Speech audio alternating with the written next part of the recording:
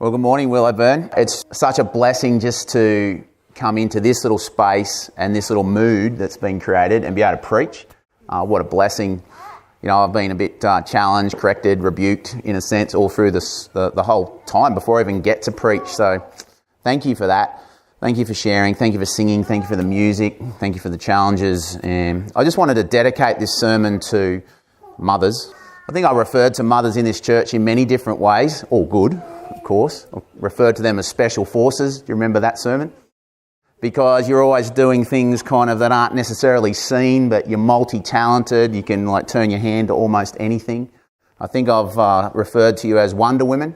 I still firmly believe that. And you are Wonder Women. You really are. And I really pray that you'll continue to flourish as God's Wonder Women, as God's kingdom women. Hopefully you'll see why I've dedicated the sermon to mothers and to women as we go through. But today I want to talk about your life's work. And I'm going to call your life's work the Great Eastern. Okay? So Jesus loved parables. He used parables all the time. And if the wisest mind in the world decided that rather than giving us quantum mechanics, well, he did give us that as well, but rather than communicate via that way, he would just communicate via parables. I think maybe now and again it's good for us to communicate via parables as well. So I'm going to use two parables. And I love the idea of a parable. One great theologian put parables this way in a book he wrote called The Parables of the Kingdom. He said, at its simplest, the parable is a metaphor or simile drawn from nature or common life, arresting the hearer by its vividness or strangeness and leaving their mind in sufficient doubt about its precise application to provoke it into active thought. The eye of a needle. You know, those kind of parables that Jesus told. So I'm going to use two parables today. The first is a great ship. And this great ship was actually called the Great Eastern. Built over 4 years from about 1854 to 1859 by a guy called Islamabad Kingdom Brunel. What a name. He was actually an Englishman. I'm just going to refer to him as Brunel from here. Brunel's ship at the time was bigger than any ship before. That gives you some idea of the scale. It was at least 6 times bigger than any ship previously built. It had this unique double hull design. Titanic probably would have done well with a hull like that. Very, very well designed, well built, very, very big, 211 metres long. In fact, for 50 years, there was no other ship bigger than this one. Really amazing. There's a really good show on Netflix on the BBC called 7 Wonders of the Industrial Age, and this was the first one that they documented and talked about. It could carry 4,000 passengers in real opulence with a crew of 400. There's a picture there. The Great Eastern was designed to travel non-stop from England, guess to where? Australia. Australia's much further, Tiff, but that's right. It did go to America many times, but it was actually designed to go to Australia non-stop in 1850 or late 1860 or so, you know. Imagine that, all the way from the UK to Australia non-stop. It had 4 great steam engines. It had 6 great masts that could actually sail as well. It was a ship way before its time. Awesome ship, wonderful ship. And I'll give you a tip. If you go to that Netflix series, just watch it. You'll just be blown away. And this was in every sense of the word, Brunel's life work. So he was considered one of the most ingenious and prolific figures in engineering history. He was one of the great figures of the Industrial Revolution. He changed the face of the English landscape with groundbreaking designs, ingenious constructions. He built dockyards, the Great Western Railway. He revolutionised public transport. And the Great Eastern was to be his crowning achievement. It was to be the crown of his life's work. Now, he was a heavy smoker, and he was actually diagnosed with Bright's disease, which is like a kidney inflammation, which causes all sorts of pain and that kind of thing. And it was getting worse as the ship was built. So that's my first parable. My second parable, and I'd like to ask maybe, have we got any kids that are old enough? Maybe Taylor, Becky, do you want to just come out here? I'm going to need you for a bit. Who else have we got? Maybe Atticus. Basically, I need you, if I'll just refer you to our communion table. And today you'll see there's 2 cups there. There's a little white cup, and then there's a big glass chalice full of wine. Ribena, actually. Looks like wine. So if you guys just want to come and stand up here, just grab a seat here, because I'm going to need you throughout the sermon. All right? And so what I want us to do is, as I'm preaching and I'm going through the sermon, it's not going to be all that long. In fact, it's just going to build up to communion together. I want you to look at that big chalice. which is full of that red wine. And I want you to see that as your life energy, your life force, your life. Because your life work is going to use up your life force, your life energy. All right? And so, you three want to just come up here for a minute and I'll show you. So today, everybody arrived at church, right? And you actually, many of you come to church regularly. So for you, church, community, that kind of thing, God's kingdom work, it's a big part of your life, isn't it? Part of your life force. So what we're going to do, kids, carefully, all right, is every time I say pour out, and I'll hint, I'll point at you, pour out, I want you to come up, and maybe you can just do it sort of one at a time. I want you to come up, and I want you to just pour out onto the carpet here. Well, I'll clean it up later. Is some of this life energy, this life force of ours. Don't worry if you drip it a little bit, but okay, so just come around here. It's not really the carpet, everybody. You good with that? You know what to do? Now just be careful when you pour it, just make sure you hold it like that, so that, because it kind of drips down the side a bit. All good? Right, so grab a seat there. So they're my two parables, a great ship and a great chalice. And I just want us to think about those as I go through this sermon on our life work. So your life work is any activity that you're directing towards making or doing something. Your life work is happening all the time. You don't get a choice in it. You're actually working, you're directing your energy towards something all the time. Again, special mention for Mother's Day, right? Mothers, life work, oftentimes in our society, not really seen perhaps as the most noble thing. But I just want to encourage you, what a life work to dedicate yourself to. You know, I've seen it with Carrie, I've seen it with our girls, just her life energy poured out for them. What an amazing thing. And I'm not saying by any stretch of the imagination, that doesn't mean you can't do other things. You're Wonder Women, but like the Governor General used to say, just not everything at once. You know, you can do other things, but that motherly role, wow, you're pouring that out. But that leads us to an important biblical truth. The important biblical truth is this. It is written, we will all stand before the tribunal of God. We'll all stand before the judgment seat of God. And that life force that He has given us, that life energy that He has given us, we have been given the choice to pour that out in the service of many pursuits. That will be judged and assessed. As it says in Hebrews, each of us will give an account of themselves to God. Just as it is appointed for people to die once, then there will be a judgment. There will be an assessment, an estimation of where that life force has been poured. That's a bit scary, isn't it? But it's also kind of hopeful. It's like God actually cares what we do with our lives. Like it's actually important to Him. So here's where we're going. We're just going to take 3 significant events from Abraham's life, because we're all about Abraham. We're all about our MeGA series, our Meet God Almighty. And Abraham had many mega moments in his life where he actually met God Almighty or met some kind of visage of Him. And so we're just going to look at 3 key events. We're going to tie it in with the Great Eastern. We're going to tie it in with our chalice. And we're going to lead up to communion. So we're leading up to communion very deliberately today, because that's a really special thing.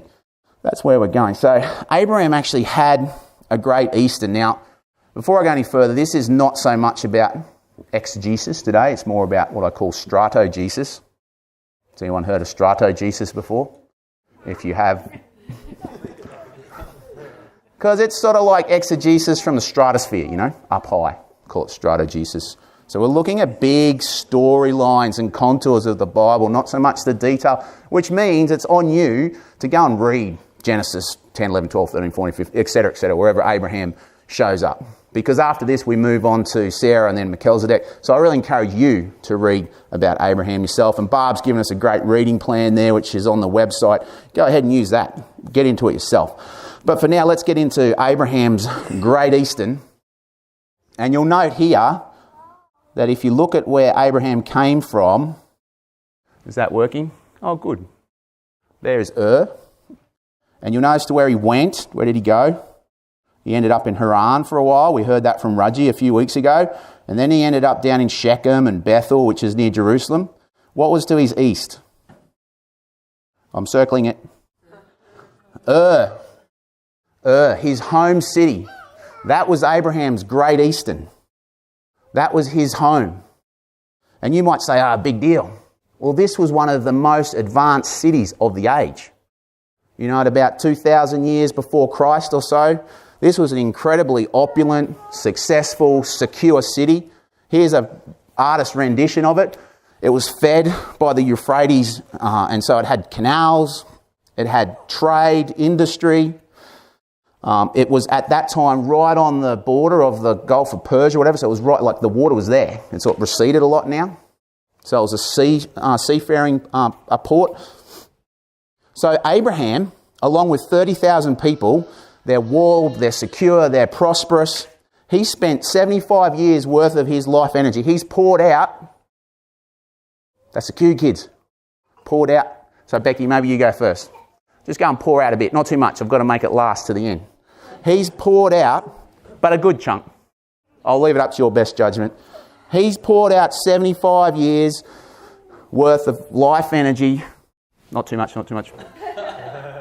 Thank you. Worth of life energy, trading, building, eating, sleeping, visiting, welcoming, on and on for 75 years. There's only one person older than 75 here. Alan. Two. Oh, Bob, sorry. Well, I wasn't going to say because you don't say those kind of things. But now you are so rude, you people. Sorry about them, Bob. But imagine that. So most of us, I'm 46, I think 46 years, okay, cool. I feel like I'm already past the best part of my life in some ways. But Abraham, 75 years, okay, and he's poured out at least a good half of his life when suddenly something happens. We don't know whether it was a vision. We don't know whether it was just a voice. We don't know whether it was actually God himself. But in some way, there was a very clear message, a very clear command. And it was this: get out of your country, away from your relatives, and come to the land that I'll show you. And those words were so powerful in Abraham's family that Abraham and his dad at the time, Terah, they move, they leave. They leave the opulence of that city. They are out of Ur. Now imagine if I said to you, come out of Toowoomba and just go west. I'm not even going to tell you. What's west of Toowoomba? Well, come on, the Darling Downs. Boy, you guys, you're so harsh. Oh, there's beautiful farms out there. But if you keep going west, desert, dryness, and that, interestingly, if you have a look at poor old Abraham here, Abraham didn't have Google Maps, but we've got Google Maps. The great ziggurat, the Ziggy, that we talked about a few weeks ago, that's actually still existing now, and it was all, in all probability, it was there. Abraham probably passed it as he came out of Ur. And he's just heading out of prosperity, out of security. He's heading out of the abundance of the city. He's heading out of comfortableness. I mean, imagine that. Imagine just us going out in the west. I mean, how hard would it be? Have a look. Have a look at what's between, on Google Maps here, what's between Ur and Israel. Nothing but desert. So we know he takes the river route. He follows the river up to the north. But imagine being called out into that. No reliable sources of water, intense heat, constant temperature changes, unpredictable sandstorms, no food. They'd have to carry it all with them. Possible bandits. Now, can I just be honest with you? When I hear this kind of out of Ur talk, you would have heard it before. I'm sure you've heard sermons before called out of Ur, or... Oh, you haven't? Oh, well, maybe I need to go back to the drawing board then. But sometimes I tend to switch off because I feel like I've heard it all before. In a sense, it's like, oh yeah, you probably know Adrian's going to talk about come out of Ur and come out of your sedentary lifestyle or whatever, or your boring life, and get into the kingdom. Well, I'm not actually saying that, but maybe I am, I don't know. What I am saying is that as I was doing my prep, I suddenly realised that all of us are spending our life work and our life energy on something. All of us are spending our life energy on our life work. We have a life work. It's building up all the time. All of us are sacrificing something to do something else. So I would love to play music. I'm actually a closet musician. She likes to, shower musician maybe. Don't have a very good voice for singing. Can't really play. My fingers aren't good. But I would love to do that. But I can't, because I can't do all things all the time. I'm not God, and neither can you. So straight away, we have a choice to make about how we're going to spend our life work. And we will spend it on something. So Brunel, the builder of the Great Eastern, was exactly the same. He came out of prosperity. He'd been a very rich engineer because he'd been very successful to get it done. But as the building commenced, there was a whole bunch of trials and kind of tribulations that were thrown his way. The shipyard caught on fire at one point. The people that were financing him went broke. He ended up having to sell his own property in order to keep financing the building of this ship. His life work for him was the Great Eastern, and he was willing to give up his house. Willing to give up his house. And we say to Christians, oh, you should be willing to give up your house. People give up their houses and different things all the time. Prize athletes give up comfortable kinds of lifestyles in order to win that crown that's not going to last. You know, rich people give up all sorts of things to be rich, but then they go, oh, what am I doing here? Like maybe Bill Gates. And then suddenly they're giving money away. But in order to get there, they've actually given up other things. So Christians in a way aren't asked to do anything real special. They're just asked by faith to see the living Lord Jesus and then to give up things for him and to follow him. Then we're not being asked to do anything that special. Brunel then had to give up his recuperative time. He should have been out in some country chalet somewhere just, recuperating. But he didn't. The Great Eastern just consumed him. On launch date, there was been controversy because it was such a big ship. There was no real shipyards they could use cheaply. And people were saying, how are you going to get this big thing into the water once you've built it? You can't build it in the water. Very difficult. Got to get the hull built so then you can float and then you can kind of do things. So he went for this sideways kind of idea. Or what we'll do is we'll have the ship built sideways on the river there. It'll be on big rails and we'll use hydraulic rams to get it in. So on the actual day of the launch, the thing moved a couple of metres and then stopped. The biggest ship ever is now stopped, and it was stopped for 2 months. They brought in these bigger hydraulic rams. The hydraulic rams would just burst under pressure. The ship would move a few metres, and on it went. Just pushing forward. Brunel was there nearly every day. He'd now become a laughing stock. He'd now given up his reputation, but he still pursued the Great Eastern.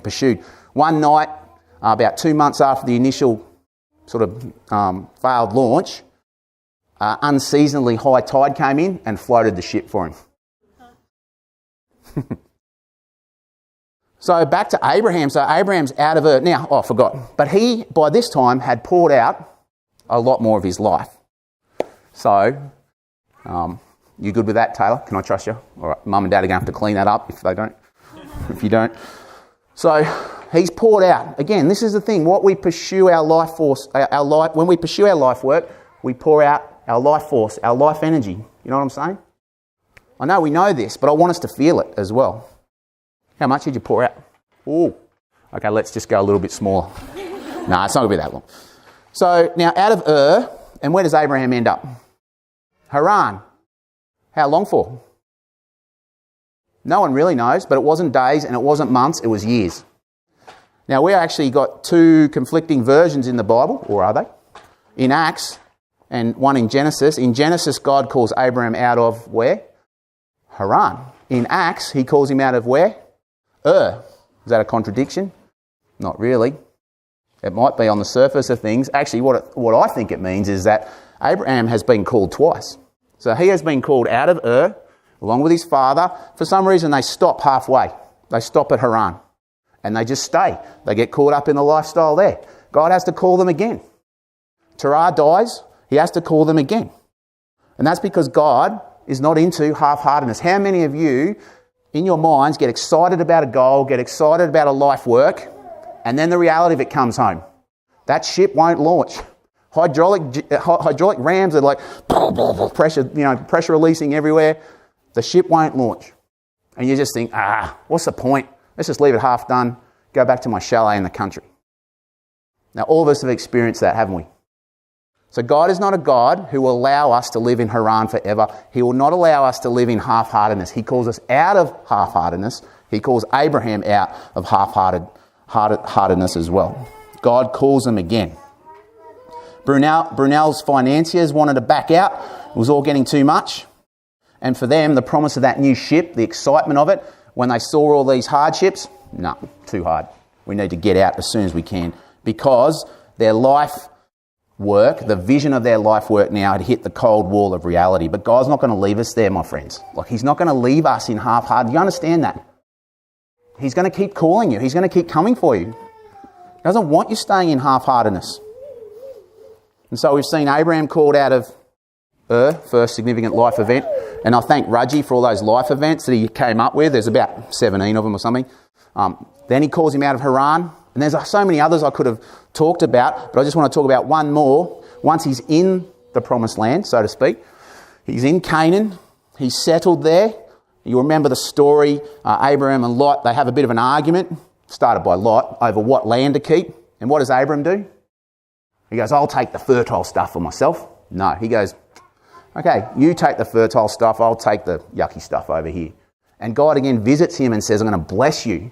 There's something happening in Abraham's heart. He's like growing, he's changing. He's out of he's out of Haran, he's seen God's faithfulness, he wants to know more. He's now more committed. This is what I mean about the curriculum that God has for us on our lives. But anyway, then there's a war, and Lot's called up in that war, and he's actually kidnapped and taken away. And so, now imagine this, there's 4 kings. There's 4 kings, and they're all a part of kind of Abram's circle. They're around him, in a sense. Not one of them decided to go after Lot, and they've actually lost family members as well. They're just fear-struck. You know, fear can pour out your life work. Make sure you leave some, Kaya. Fear sucks your life energy. Fear. Thank you, Kaya. Fear takes that life force and just pours it out. Abraham wasn't afraid. Listen to this. When Abraham heard that his relative had been taken prisoner, he assembled 318 trained men born in his household, and they went in pursuit as far as Dan. Now, I had a look at this. This is actually dozens of kilometres all through the night. He and his servants deployed against them by night. He attacked them, he pursued them, and eventually he rescues Lot and brings them all back. So this man who's just called out almost randomly, it would seem, has now been walking with his God for such a long time that he understands now that fear will not be his master. Fear will not suck out his life energy. It just won't. And we know Abraham wasn't a perfect man by any means, but at this stage in his life, that's a big thing. He's just made himself an enemy. He's made himself a target. He didn't allow fear to cripple himself. You know, Brunel was the same. Brunel, he faced down fear when the shipyards caught on fire, when the financiers pulled out, when the silly ship wouldn't launch, when it actually finally did launch, and on its maiden voyage, one of the engines actually blew up and killed people. He didn't give up. And he wasn't pursuing a godly thing. He wasn't pursuing the God of the universe, who is so special and so wonderful. He was just building a ship. Fear uses up our life energy. Which brings us back to the start of the sermon and nearly towards the end. Your life work will be judged. One day our life work ends. It is poured out completely. Becky, pour it out completely. Your life force, your life energy is finite. I know it feels like it isn't at times, especially when you're young. It feels like that day is so far away, but believe me, I've worked in emergency services for the greater part of my working life now. I've worked overseas. You think life is so secure in this country. It is not. We just saw how close Raji came just a few days ago. People wake up in the morning and they think, hey, today's another day. I've still got plenty of life energy left. And then it's an accident, or it's a proclamation from the doctor, you've got cancer. Your life is not infinite. It is so very fragile, and it can easily be finished. God knows exactly when it will be finished. He loves you. He's given you every opportunity to choose to use that life work well. But we need to remember that one day it's poured out, it's empty, there's nothing left. And what will it look like to be judged? Now, God will judge justly. He knows every thought, every moment, every contingency, every mitigating circumstance. He's a loving God. He will love completely, justly in order to purify his planet. He's had enough of Reba. He's had enough of people going into child prostitution. He will not let that go on forever. He will not. He must deal with that sin, and people can turn from sin. Even the people that buy child prostitutes, they can turn from their sin. This is the amazing grace of God. I don't even understand it sometimes. But if they do not turn, then God has to judge. He would not be a loving God if he just let it keep going on. That would be like the grandfather in the sky who just goes, oh, well, my sons and daughters are at it again, killing each other, smashing each other. Let's just let them go. No. That's why there is a hell. That's why I believe in a hell. There has to be something that eventually deals with that once and for all. And here we have Abraham coming out of the moon-worshipping city where there would have been all sorts of atrocious things probably going on in their opulence, using their opulence for all sorts of dodgy things. God gives this guy grace. Abraham chooses to follow. Do you understand? Like, Abraham is used in James as an example. He says this, wasn't Abraham our father justified by works when he offered Isaac his son on the altar? You see that faith was active together with his works. This is the secret here. When we believe in Jesus, when we believe in God and we go, I'm coming for you, Lord, I'm coming after you, it begins to change us. It's like a tree with fruit. The fruit will be changed because of what's happening in the tree, or the fruit will be good fruit or will be bad fruit. You know what I'm saying? It's not about works in themselves. That's a silly theological argument that's just consumed so much time for no good reason. God expects that if you follow him, you'll be able to see it. You'll be able to see it with good fruit. It'll be symptomatic of your faith. Abraham's used as an example because Abraham believes it's credited to him as righteousness, but then he does. He does out of his belief. He does things. Faith is a verb, not a noun. So scripture was fulfilled that says Abraham believed God and it was credited to him as righteousness. And I love this next bit. Do you know what the next bit says? And he was what? Called God's friend. Think of the most important person in the world right now.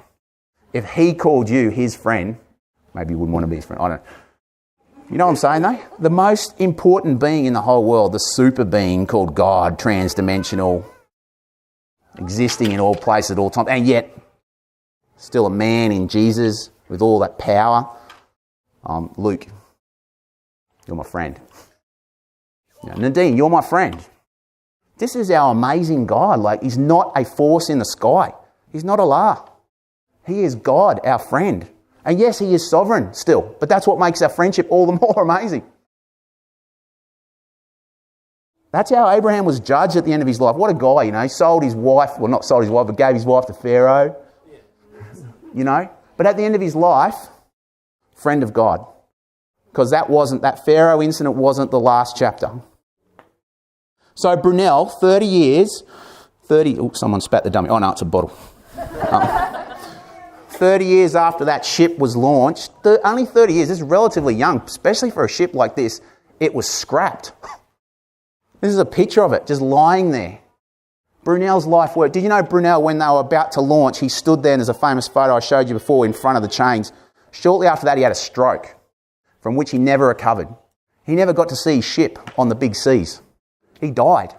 He literally consumed the rest of his life on his crowning achievement. And his crowning achievement, you know what? It never came to Australia. It never sailed the great eastern oceans and ended up here. Never. It went back and forth between America. It never managed to get many passengers. It ended up being basically a dance and party ship in the Thames somewhere. You'd go there and have dinner like those cruise boats down on the Brisbane River. That's what it became. That was his life work. You don't have to be God to judge that.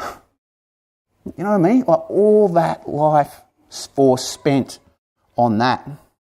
That's why I wanted to share it with you, because I know it's just a silly kind of illustration in some ways, and a show, just a TV show. But TV shows can actually speak very powerfully to us at times.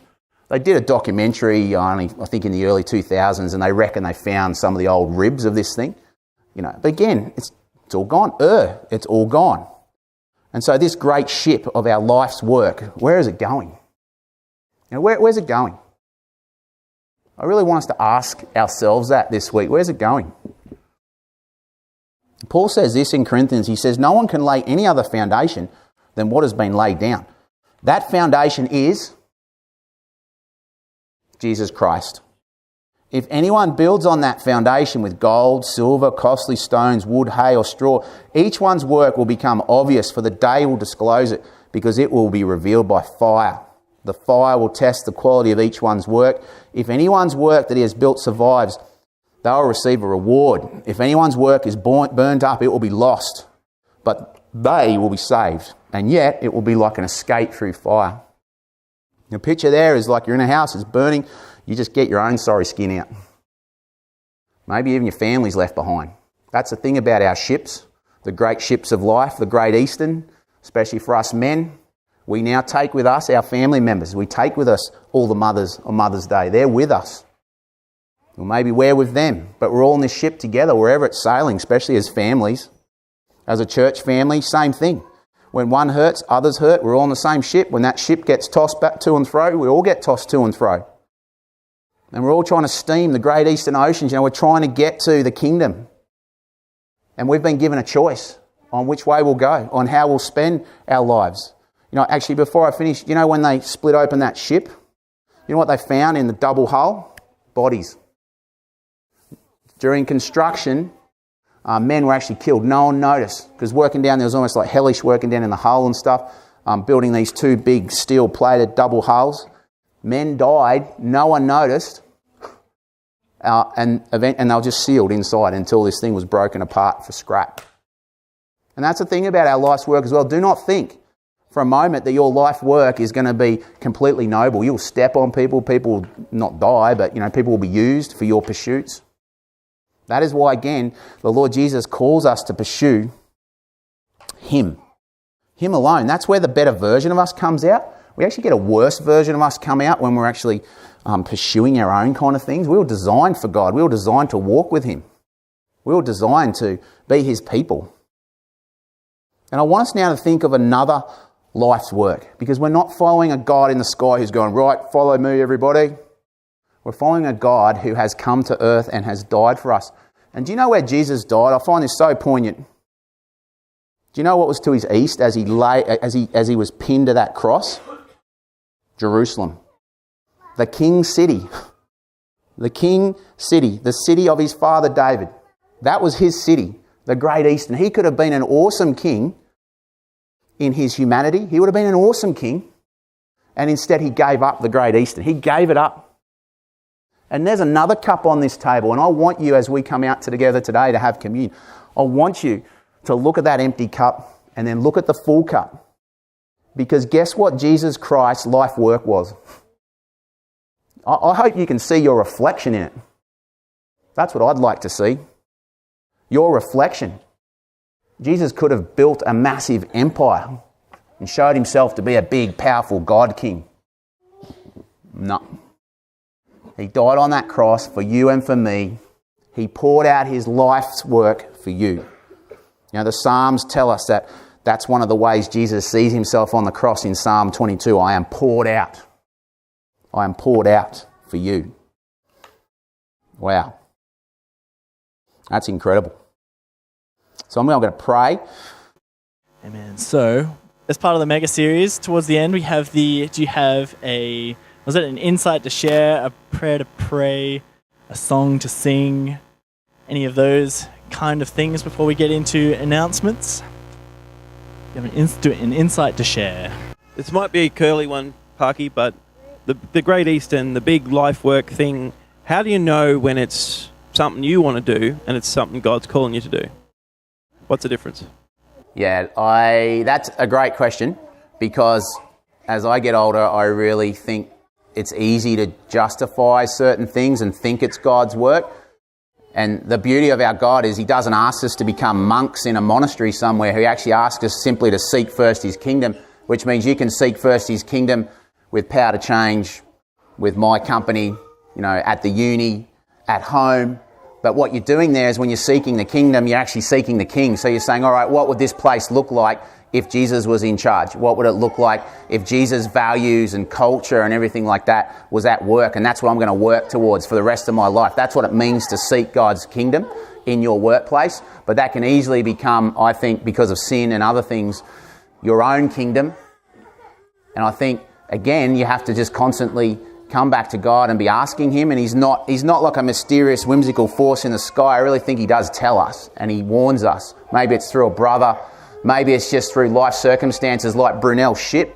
It's actually everything you do in life is actually on a trajectory towards that, towards rust and entropy and whatever you accomplish, even family stuff. Ultimately Abraham has to think about family as well. And so I just think, I don't know how you know, except to say, if you will continue to stay close to God, in a sense, in the Word, in prayer, at church, and you're praying, and if you have a peace about something, then do it. If you don't have a peace, then don't do it. But I think there's freedom as well. I don't think there's like, okay, God says to get to point D, go via B, C. He just says, you've got freedom. Like in the garden, you've got freedom. He didn't say to Adam, work on this tree, then that tree, then that tree. He just says, here's the garden, work it. You know what I mean? And that there was broad parameters to his call, and I think that's how we are as well. There's broad parameters, but in the centre of it, we're following him. I don't know if that answers the question, but I know what you mean, though. It's a great question because it's a great temptation, and I know many people, and in myself, I could feel it. I could easily get caught up in what I think is God's work, and it's not. And we're so good at rationalising it with Christian-type talk as well, That's a really good question to ask.